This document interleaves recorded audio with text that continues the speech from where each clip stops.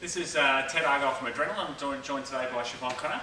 Today we're running through the 7 different defences against a straight punch.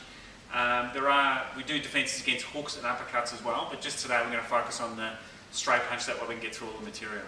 So there's 7 different ways to defend against a straight punch. You can evade by using footwork, you can evade by using your head, so head movement, we can cover, we can parry, we can pass, we can catch, and we can distract. So we're just going to run through how each of those look and explain a little bit in detail with each one. So the first one is to use footwork. So this is just a matter of holding the right distance or the right range between yourself and your opponent.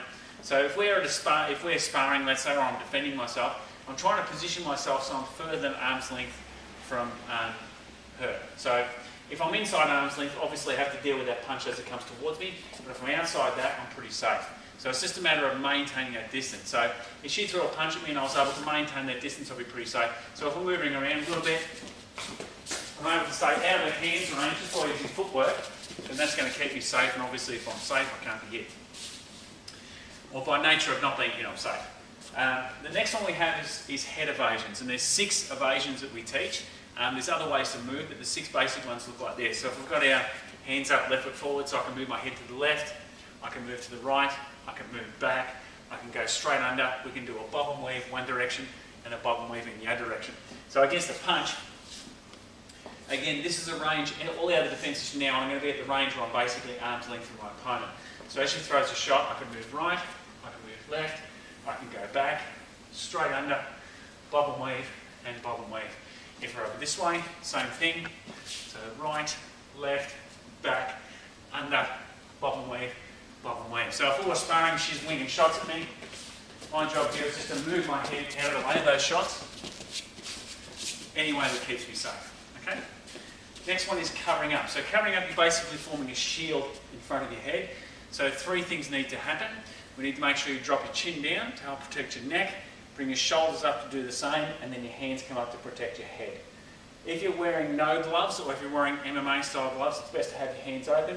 If you've got boxing gloves like Siobhan here, you can use your knuckles on your head as such. So we're trying to form a shield. We don't want any gap in that shield, meaning I don't want a space here where a hook would come over the top and connect with me. I've got to keep the hands really close to the head. So as she throws a punch, I cover. And again. Excellent. Okay, next one is the parry. This is where we divert the energy of the strike. So as a general rule, if she throws her left hand, I'm going to deflect with my right hand. If she throws her right, I'll deflect with the left. Making sure that the hand doesn't come across too far across the body. As soon as the hand starts to creep across the body, I start to leave my head open again for another attack. So if she throws a jab here, and I do this, my head is open for a right hand. If she throws 2 shots, now you can see my head's really exposed. So when you do it, you want to keep your hands nice and close to your head, here or here. And again.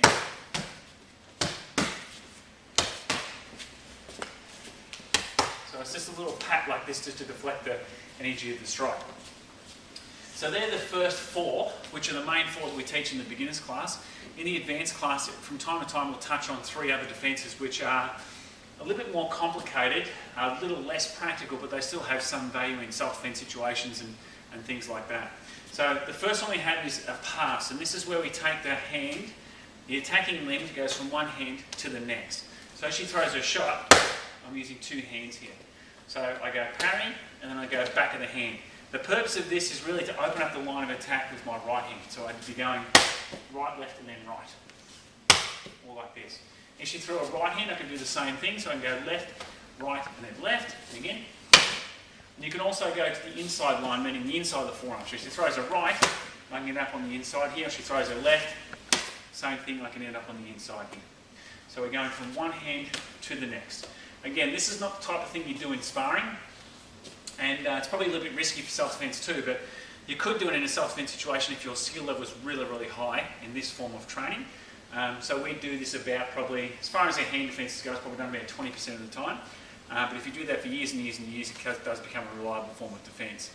The next one is the catch, and this is where our aim here is to catch the limb, right? Which is very difficult to do against a punching opponent. I've tried to do it for years in sparring and been very unsuccessful at it. Every now and again I've caught it, but for the most part it's a very difficult move to pull off.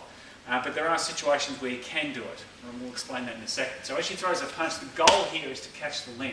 So I deflect with the right hand, I circle under, connect, and then catch. So again, she throws a punch, and I do this. I could also do that to the inside. So she throws a left again, I can end up on the inside here, catching the limb. So the most appropriate situations for this kind of move is on the ground. So let's assume I'm in the mount position and the hand wings up towards me. From here I can catch. Now I could use two hands here, so I could deflect with my left circle, catch with the right, and then employ some type of strike, or I could just use the one hand. Or you could use it if the person's just covered up. I reach the arm out to create a space and I throw the punch. It also works well if you're defending yourself and the person grabs your shoulder. From here I grab the wrist. Once I control the limb, then I can come in with an attack. Same if she grabs on this shoulder, same thing, I can control the limb and then come in with some form of attack. Okay? The last one is the destruction. Our goal here is to hit the limb as it's coming towards us. So the purpose of that, of course, is to take the sting out of the opponent. In the Filipino martial arts, I refer to this as defanging the snake. So this is like the fangs of the snake. If I hit that and disable it, then in theory they can't use it. The reality is, of course, when people are in violent confrontations and even in combat sports, they'll have adrenaline running through their system, and a lot of times they're impervious to pain. So realistically, it doesn't necessarily stop the person from attacking you, but it does hurt, and it can break hands. I've had one or two students who've used this defending themselves, actually broken the person's hand. So it is reliable, but again, as I said before, you need a really high skill level to pull this kind of stuff off, and it is a little bit risky. So as she throws a shot, my goal here is to hit the limb, and there's a couple of different ways you can do it, but the way we're going to do it here, one hand goes on top of the elbow, goes on top of the hand, sorry, and the elbow shoots underneath. So if that hand wasn't there, I'd be basically doing this. So she throws a shot. Notice here too that I'm in a range where I can't really be hit with that fist to start with. So as she throws a punch, I actually step back and catch it. If she throws a right hand, I can do the same thing on this side, or I could go this one. Same with this. If she throws that, I can also use the right elbow underneath. So my goal here is to disrupt the limb or hit the limb on the way in. You use the elbow because it's the hardest part of the body in the upper body. So we have 7 different defences. So again, you can use footwork. So it's just keeping enough distance between yourself and your opponent. The second one is with head movement. So you're using your head to get out of the way of the shot. Or as the punch comes towards you, you get what's being attacked out of the way. The third one is the cover. So that's where you form a shield in front of your head here to protect yourself. The fourth one is the parry. So that's where you deflect the energy of the strike. The fifth one is the pass, where we go from one hand to the other. Again, that's to set up the other hand. The next one is the catch, where we catch the limb on the way in. You could use 2 hands, or you could use 1.